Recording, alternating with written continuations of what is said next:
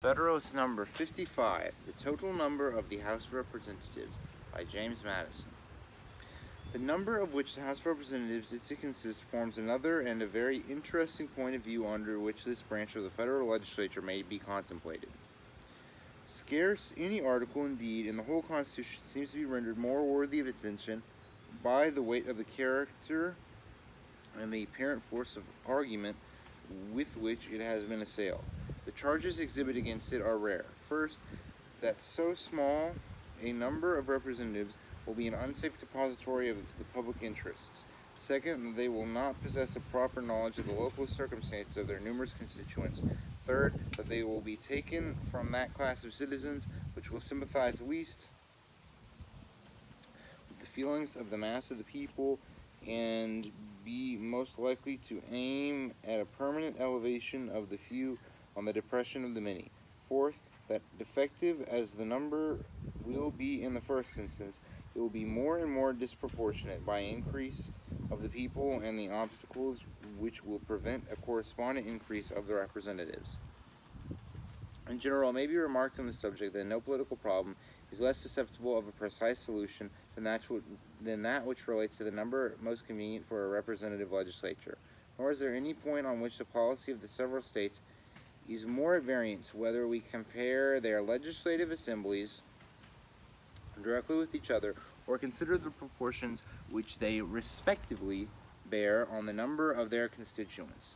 Passing over the difference between the smallest and largest states, as Delaware, whose most numerous branch consists of 21 representatives, and Massachusetts, where it amounts to between 300 and 400, very considerable difference is observable among states nearly equal in population. The number of representatives in Pennsylvania is not more than 1/5 of that of the state last mentioned. New York, whose population is to that of South Carolina as 6 is to 5, has little more than 1/3 of the number of representatives. A great disparity prevails between the states of Georgia and Delaware, or Rhode Island.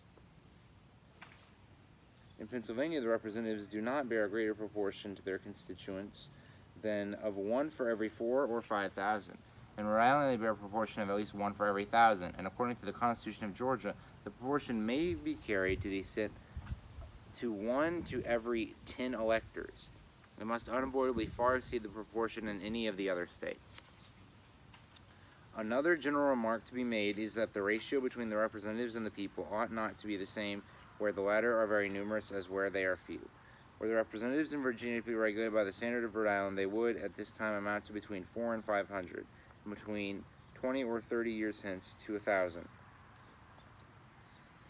On the other hand, the ratio of Pennsylvania, if applied to the state of Delaware, would reduce the representative assembly, the latter to 7 or 8 members.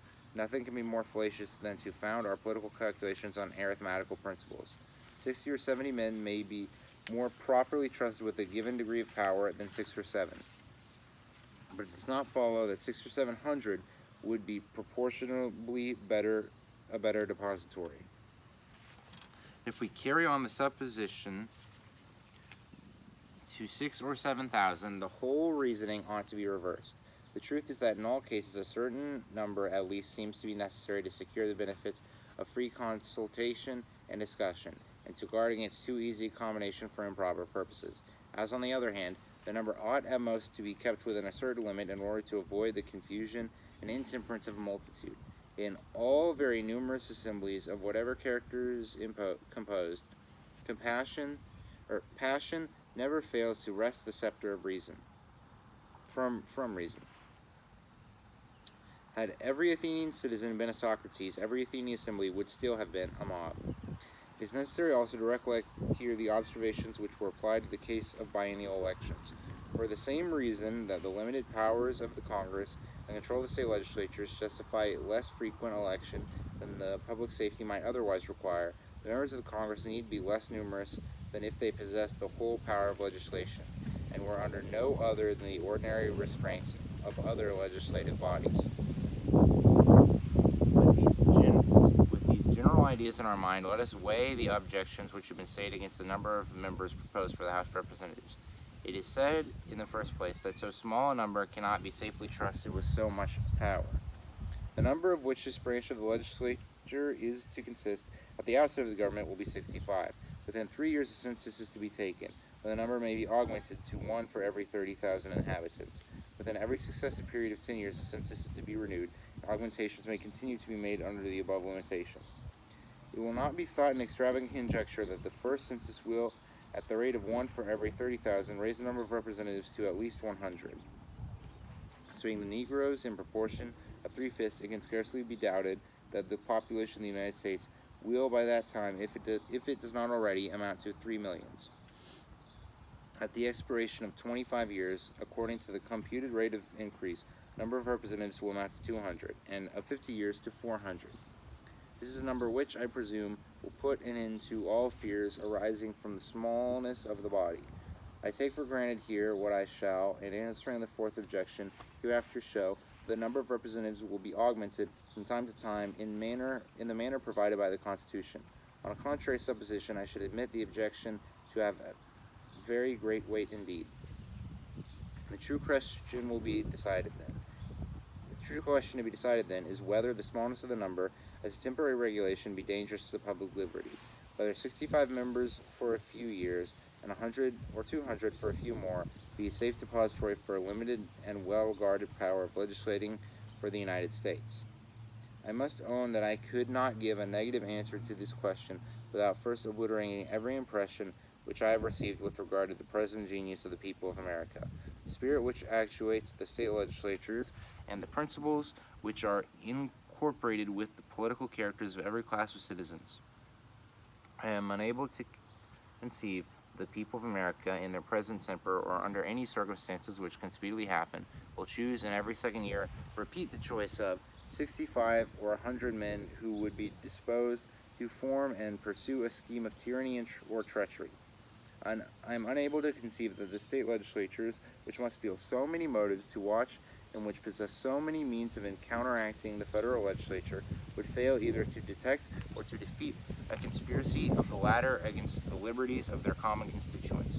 I am equally unable to conceive that there are at this time, or can be in any short time, in the United States, any 65 or 100 men capable of recommending themselves to the choice of the people at large, who would either desire or dare, within the short space of 2 years, to betray the solemn trust committed to them.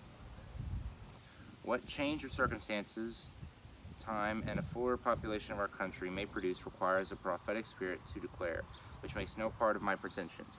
But judging from the circumstances now before us, and from the probable state of them within a moderate period of time, I must pronounce that the liberties of America cannot be unsafe in the number of hands proposed by the federal Constitution.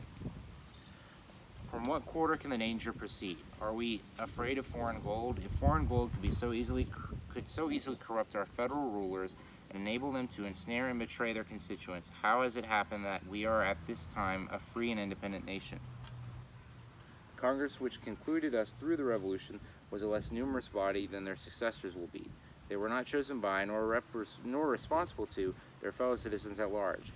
Though appointed from year to year and recallable at pleasure, they were generally continued for 3 years, and, prior to the ratification of the federal articles, for still a longer term.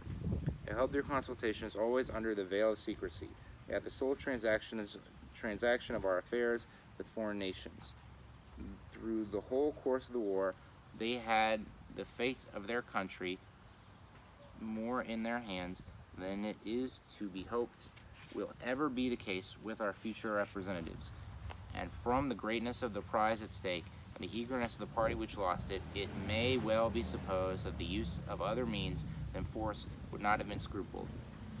And we know by happy experience that the public trust was not betrayed, nor has the purity of our public counsels in this particular ever suffered, even from the whispers of calumny. It is a danger apprehended from the other branch of the federal government. But where are the means to be founded by the President or the Senate or both? Their emoluments of office, it is to be presumed, will not, and without a previous corruption of the House of Representatives, cannot more than suffice for the very different purposes. Their private fortunes, as they must all be American citizens, cannot possibly be sources of danger. The only means, then, which they can possess will be the dispensation of appointments.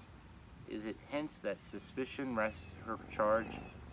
Sometimes we are told that this fund of corruption is to be exhausted by the President in subduing the virtue of the Senate. Now, the fidelity of the other house is to be the victim. The improbability of such mercenary and perfidious combination of the several members of government, standing on as different foundations as republican principles will well admit, and at the same time accountable to the society over which they are placed, ought alone to quiet this apprehension. But fortunately, the Constitution has provided a still further safeguard. Members of Congress are rendered ineligible to any civil offices that may be created, or of which emoluments may be increased during the term of the election. No offices, therefore, can be dealt out of the existing members, but such as may become vacant by ordinary causalities.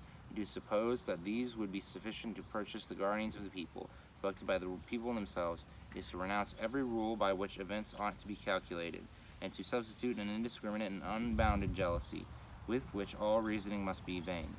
The sincere friends of liberty, who give themselves up to the extravagancies of this passion, are not aware of the injury they do their own cause. As there is danger of depravity in mankind, which requires a certain degree of circumspection and distrust, so there are other qualities in human nature which justify a certain portion of esteem and confidence. Republican government presupposes the existence of these qualities in a higher degree than in any other form. Where the pictures which have been drawn by the political jealousy of some among us faithful likenesses of the human character, the inference would be that there is not sufficient virtue among men for self-government, and that nothing less than the chains of despotism can restrain them from destroying and devouring one another. Publius.